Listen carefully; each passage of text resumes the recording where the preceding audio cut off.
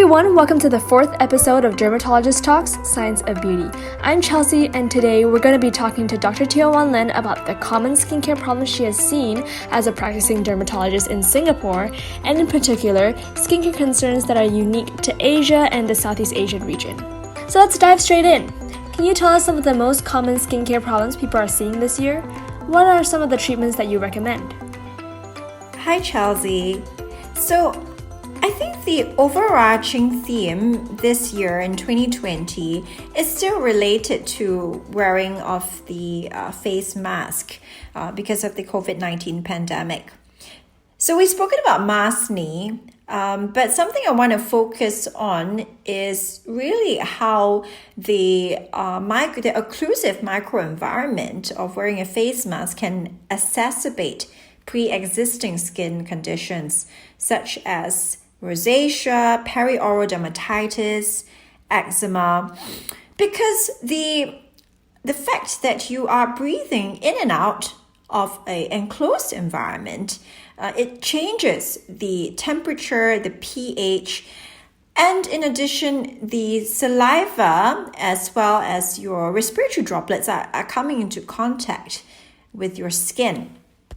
This changes the microbiological composition of healthy skin. So what we call microbiome dysbiosis is a result of this occlusive microenvironment, and it will certainly affect your skin's health.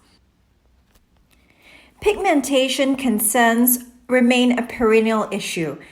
Individuals are generally more conscientious now than, say, a decade earlier about applying sunscreen, as sun exposure is well established as a link to various types of hyperpigmentation disorders and, of course, key in the development of skin cancers. Now, face mask wearing poses specific challenges because of the occlusive microenvironment, which increases the comedogenicity of sunscreen. With both phenomena existing in the current dermatology landscape, I proposed in my original white paper in the JAD that UPF 50 plus UV protective biofunctional textiles should replace the wearing of sunscreen for the lower half of the face as the gold standard for sun protection.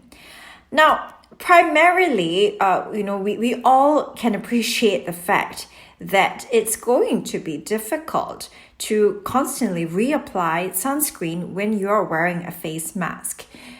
That aside, it's also important to understand that a lot of facial sunscreens are not formulated to be water resistant. Now, the more water resistant a formula is, there is a higher lipophilic component, which increases the comedogenicity of the sunscreen as well. Moving on to skincare concerns that are particularly popular here in Asia. There's a pretty big obsession with lighter skin, with skin whitening products and treatments being extremely popular even to this day. Can you tell us your take on that? Culturally, fair skin has always been valued in Asia.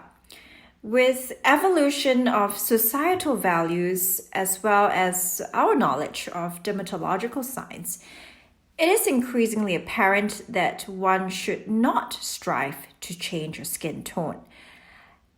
Any of these methods, such as some so-called skin lightening methods like intravenous vitamin C or glutathione injections, they are not backed by sound dermatological research. And at very worst, they're dangerous, and at best, unnatural and unsustainable. In some parts of the world, prescription bleaching creams containing hydroquinone as well as high doses of topical steroids are readily available.